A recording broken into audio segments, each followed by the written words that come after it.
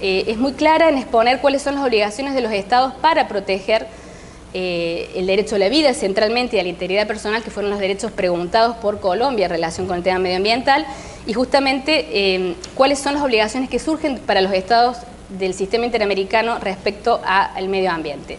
Y ahí da una serie de obligaciones que las voy a nombrar nada más, pero que tienen muchísima conectividad con cambio climático, pero bueno, por razones de tiempo no las voy a exponer, ¿no? Pero la obligación de prevenir daños ambientales significativos, o sea, hoy los estados del sistema interamericano, al menos todos, participan del régimen internacional de cambio climático y del Acuerdo de París. Entonces, esa es la forma también de prevenir daños en la medida en que se empiezan a controlar las emisiones de gases de efecto invernadero, ¿no? El deber de regular, supervisar y fiscalizar el daño ambiental. O sea, hoy los estados latinoamericanos del sistema tienen que tener una institucionalidad ambiental que supervise, tienen que tener tribunales ambientales, si es posible, tienen que hacerse cargo del tema ambiental y del tema de cambio climático también. Tienen el deber de aplicar el principio de precaución, este siempre principio que a veces se discute si es un principio, si es parte de la costumbre internacional, etcétera. La Corte, en la opinión consultiva, habla de este deber de aplicar el principio de precaución.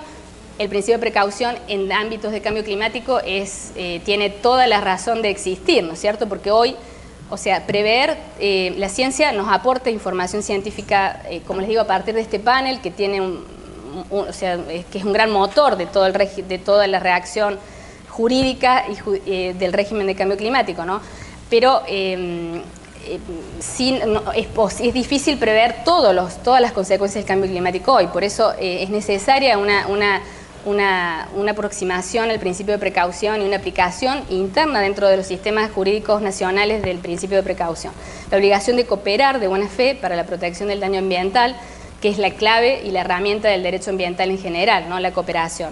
El deber notificar por daños a otros estados, el deber de garantizar el acceso a la información ambiental, la participación, el acceso a la justicia. Esas son las obligaciones que la Corte enumera en relación con medio ambiente y los derechos humanos en el sistema interamericano. Entonces, es interesante cómo esta visión de derechos humanos está un poco revitalizada a partir de esta opinión consultiva.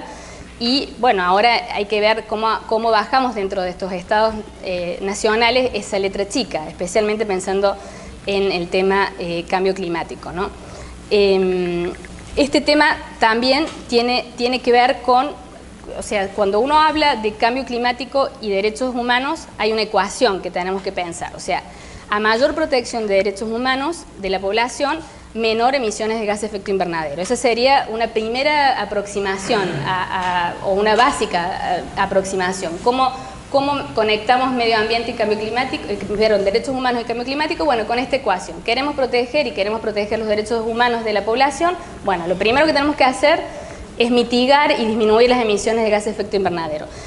Pero, y esto es un poco la novedad que me parece que plantea el Acuerdo de París, es que eso ya no es suficiente. La mitigación como la gran medida o la medida primordial que se planteaba allá por la década del 90, el régimen internacional de cambio climático, de mitigar, de disminuir las emisiones, hoy está claro que ya no es suficiente. Entonces, ahí pasamos a la conectividad de cambio climático y políticas públicas. O sea, hoy la clave, y así lo plantea también el Acuerdo de París, están en las medidas de adaptación. O sea, cómo adaptamos a la población y cómo ajustamos los sistemas naturales y los sistemas humanos a la problemática del cambio climático que está instalada y cómo procuramos justamente adaptarnos, ¿no?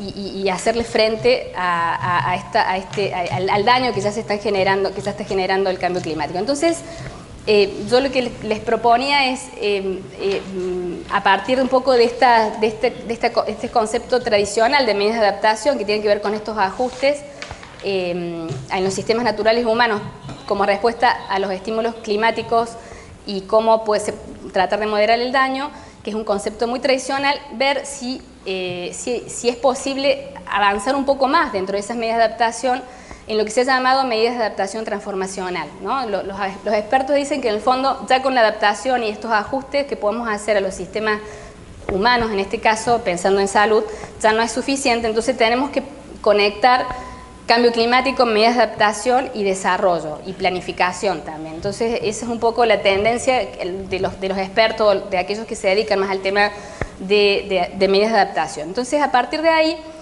a mí me pareció interesante comentarles qué está haciendo Chile en relación con el tema. O sea, Chile es un país que se ha tomado el tema de cambio climático, yo diría, al menos formalmente muy en serio.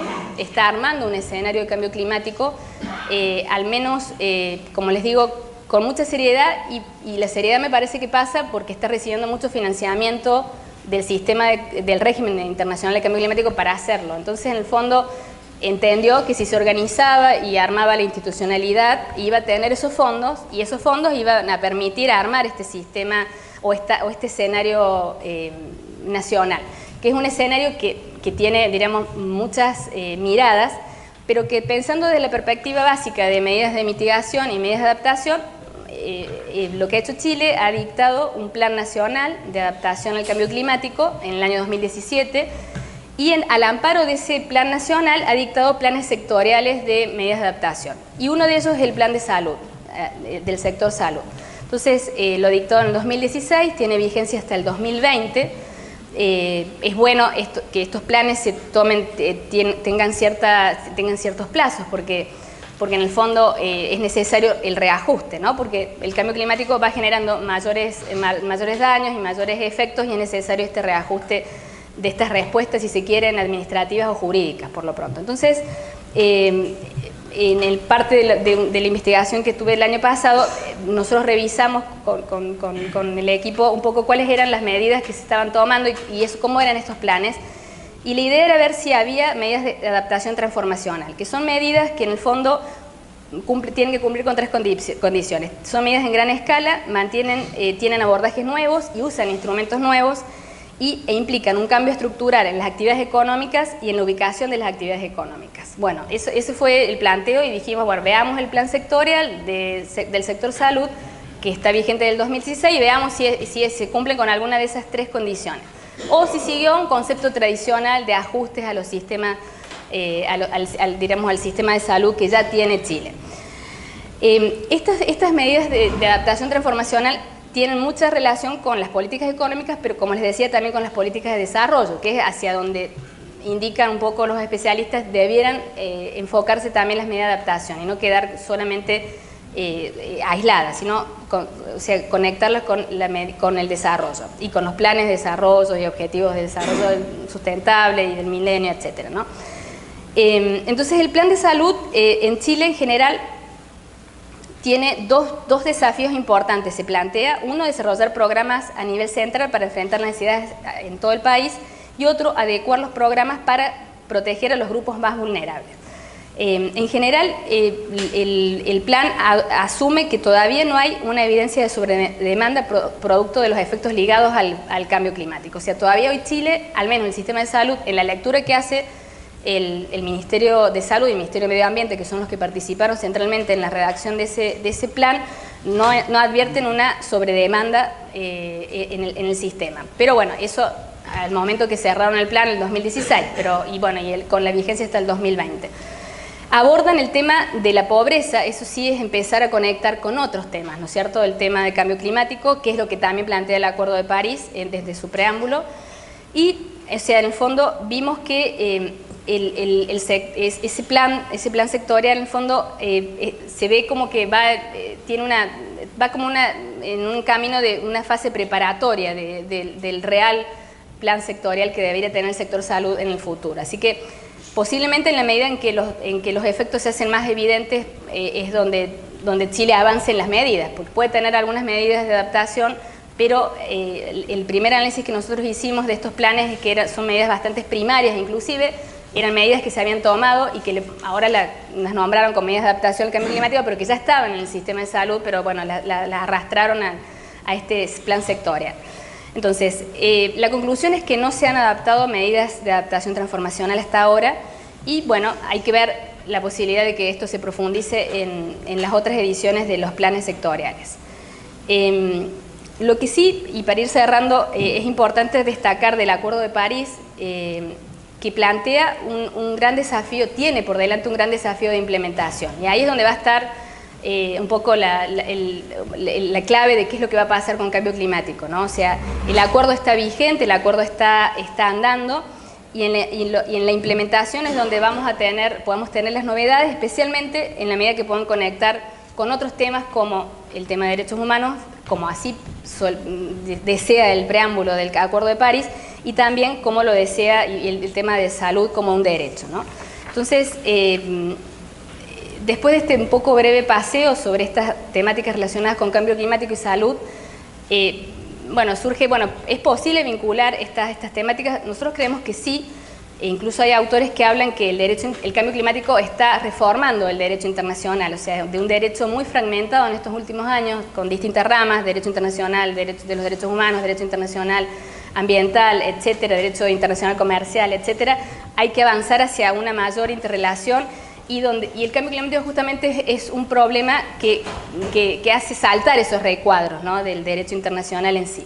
Y esto también se observa en las políticas nacionales, ¿no? Cómo es necesaria y se va avanzando hacia una mayor conectividad. Entonces, una respuesta puede venir de la gobernanza multinivel, que también el Acuerdo de París se hace cargo y tiene un artículo en relación con el tema.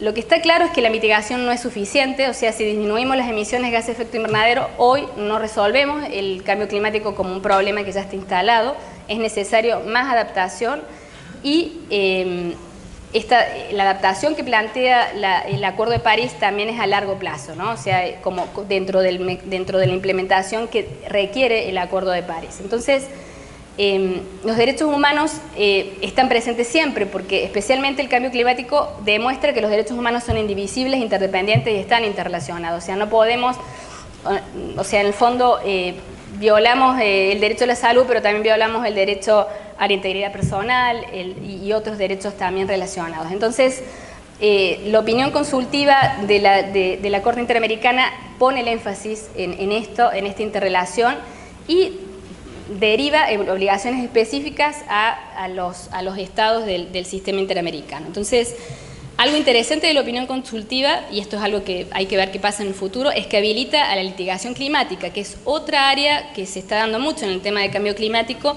porque algunos pronostican que ante la inercia o ante la ineficacia o ante la no actividad no reacción de parte de los estados nacionales, lo que va a avanzar son los casos de litigación climática, donde van a llevar ciudadanos, grupos de ciudadanos, ONG, etcétera, van a llevar a sus gobiernos frente a tribunales judiciales para decir, bueno, ¿qué están haciendo ustedes frente al cambio climático? Y esto ya está pasando, hay casos en Holanda, hay casos en Suiza, o sea, en países desarrollados, a través de ciudadanos preocupados por el tema, que están litigando contra sus estados justamente ante la falta de medidas que se están tomando.